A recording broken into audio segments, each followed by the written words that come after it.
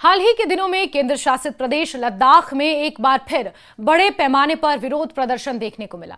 ये प्रदर्शन लद्दाख के लोगों की लंबे समय से चली आ रही मांगों से जुड़ा हुआ है, जिसमें मुख्य रूप से पूर्ण राज्य का दर्जा यानी कि स्टेटहुड और भारतीय संविधान की छठी अनुसूची यानी कि 6th schedule of Indian constitution के तहत विशेष संवैधानिक सुरक्षा देने की मांग शामिल है।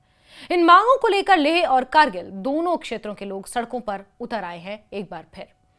ये आंदोलन मुख्य रूप से दो बड़े संगठनों के नेतृत्व में चल रहा है, लेह अपेक्स बॉडी और कारगिल डेमोक्रेटिक अलायंस। इन दोनों संगठनों ने 16 मार्च को लद्दाख में एक विशाल विरोध प्रदर्शन आयोजित किया, जिसमें बड़ी संख्या में, हजारों की संख्या में स्थानीय लोग शामिल हुए।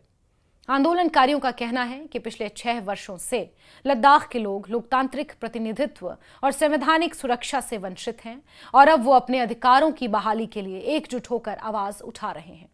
ये विरोध प्रदर्शन ऐसे समय में हुआ जब केंद्र सरकार ने आंदोलनकारी पर्यावरण कार्यकर्ता सोनम वांगचुक की राष्ट्रीय सुरक्षा कानून यानी नेशनल सिक्योरिटी एक्ट के तहत की गई हिरासत को रद्द कर दिया।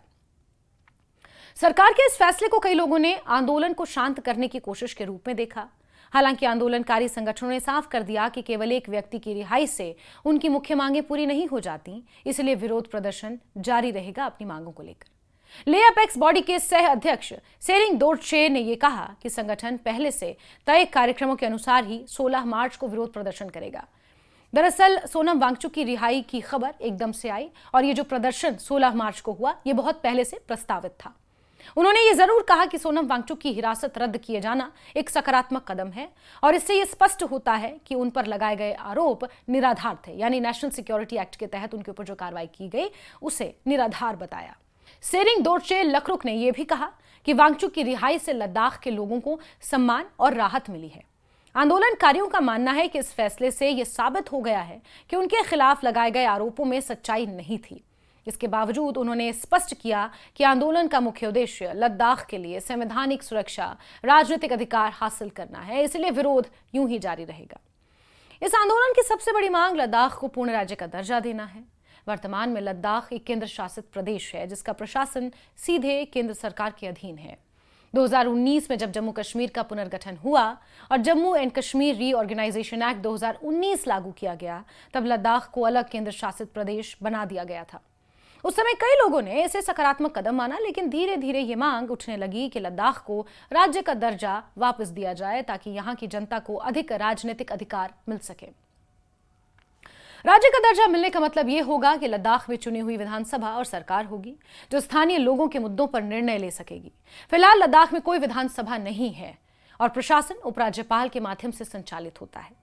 आंदोलनकारियों की दूसरी बड़ी मांग है लद्दाख को संविधान की 6th schedule of the constitution of India के तहत शामिल किया जाए। छठी अनुसूची मुख्य रूप से आदिवासी बाहुल क्षेत्रों को विशेष संवैधानिक सुरक्षा प्रदान करने के लिए बनाई गई है। इसके तहत स्थानीय समुदायों को भूमि, संस्कृति, संसाधनों की रक्षा के लिए विशेष अधिकार मिलते हैं। लद्दाख के लोगों का कहना है कि उनकी संस्कृति, उनकी भाषा, पर्यावरण बेहद संवेदनशील है और यदि उन्हें विशेष सुरक्षा नहीं मिली तो आने वाले समय में बाहरी हस्तक्षेप और अनियंत्रित विकास से यहाँ की पहचान को खतरा हो सकता है। इसीलिए वो छठी अनुसूची के तहत संरक्षण की मांग कर रहे हैं। यह आंदोलन अचानक शुरू नहीं हुआ है। दरअसल लद्दाख में पिछले कुछ वर्षों से इसी मुद्दे को लेकर लगातार प्रदर्शन होते रहे हैं। पिछले वर्ष सितंबर में भी इसी तरह का बड़ा आंदोलन हुआ था। उस समय हजारों लोग सड़कों पर उतर आए थे और राज्य का दर्जा और छठी अनुसूची लागू करने की मांग कर रहे थे। सितंबर में हुए उस आंदोलन के दौरान स्थिति काफी तनावपूर्ण हो गई थी। प्रदर्शन के दौरान पुलिस और प्रदर्शनकारियों के बीच टकराव की खबरें सामने आई थी। उसी समय सोनम वांगचुक को हिरासत में लिया गया था, जिससे आंदोलन और तेज हो गया था। उस दौरान हुई झड़पों में कई लोग जख्मी हुए थे और 4 लोगों की मौत भी हो गई थी। इस घटना ने पूरे लद्दाख में गहरा आक्रोश पैदा कर दिया था। स्थानीय लोगों का कहना था कि उनकी शांतिपूर्ण मांगों को अनदेखा किया जा रहा है और जब वो आवाज उठाते हैं तो उन्हें दबाने की कोशिश की जाती है। पिछले साल के उस आंदोलन के बाद भी लद्दाख में राजनीतिक माहौल शांत नहीं हुआ।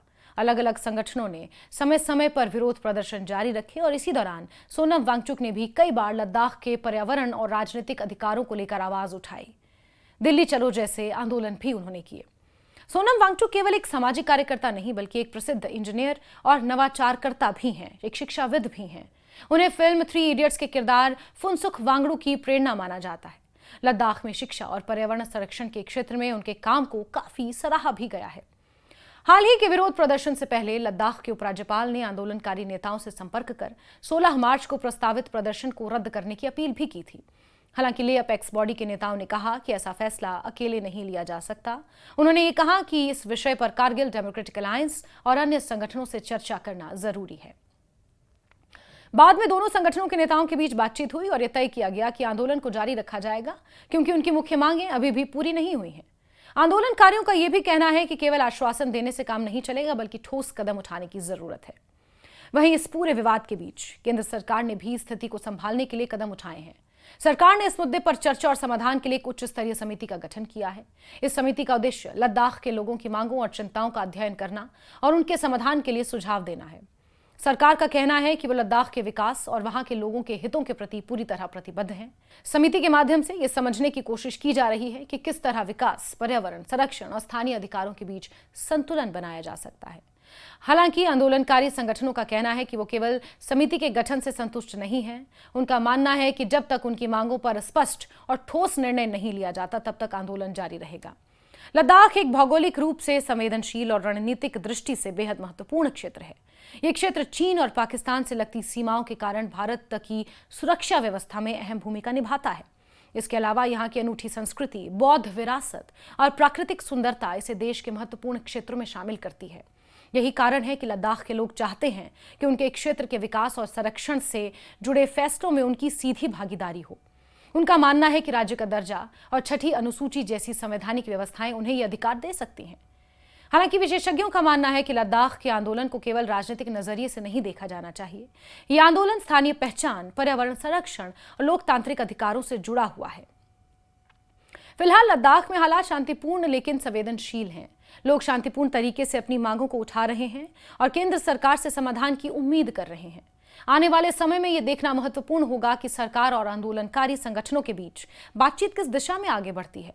अगर दोनों पक्ष संवाद के जरिए समाधान निकालने में सफल होते हैं तो ये न केवल लद्दाख बल्कि पूरे देश के लिए एक सकारात्मक संदेश भी होगा।